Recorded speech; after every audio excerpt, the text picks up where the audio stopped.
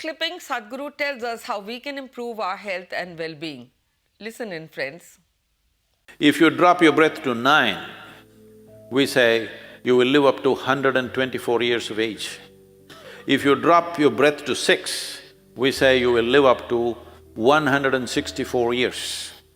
If somebody comes to a state where they come to a static breath, no breath for long periods of time, that means it's almost like you're hibernating and being reborn. Such a person, we call him a nirmanakaya, that means he recreates his own body. He goes into hibernation states and recreates his body. For him, we don't fix a time span, it is his choice how long he lives. Till he has a certain purpose, he may live and he will die when he's well. He will not die because of ailments, he will not die because of something, he will die when he's well. This is not like an absolute thing, this is a general trajectory of life. If normally a human being is breathing somewhere 12 to 15 times per minute, breath is very directly connected to how the mental fluctuations happen. I don't know if science has explored this, but in our experience it's very much there. Suppose naturally, not by effort, by doing the right kind of things with your system, naturally if your breath drops below 11, then you begin to understand various reverberations that are happening around you in terms of all the subsonic sounds in which the animals are communicating becomes very obvious to you. If your breath drops below 9, naturally, without controlling it, what the plants are exuding, the plant life, what it is doing, becomes very obvious to you.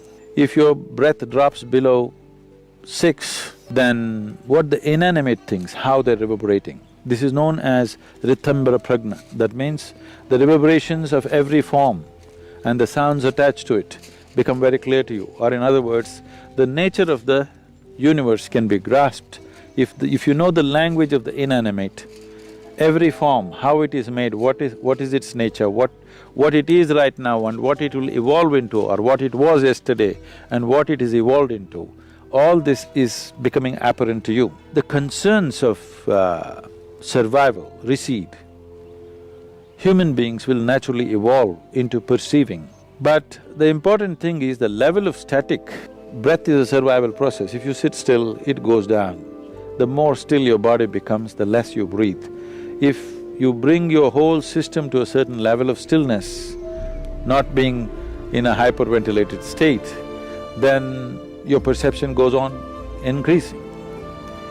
So as the stillness deepens, these are referred to as, traditionally there are various ways in which it is presented.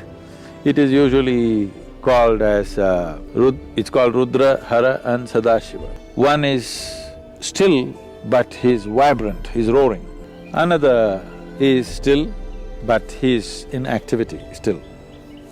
Another is absolutely still. Now always that which is absolutely still is referred to be as the ultimate intelligence. Everything else, in its anxiety to be active, it is sacrificing its intelligence at a certain level to be in a state of action. But that which is absolutely still is considered the highest intelligence. It is only in Eastern mysticism, the source of creation is been always celebrated as the highest intelligence.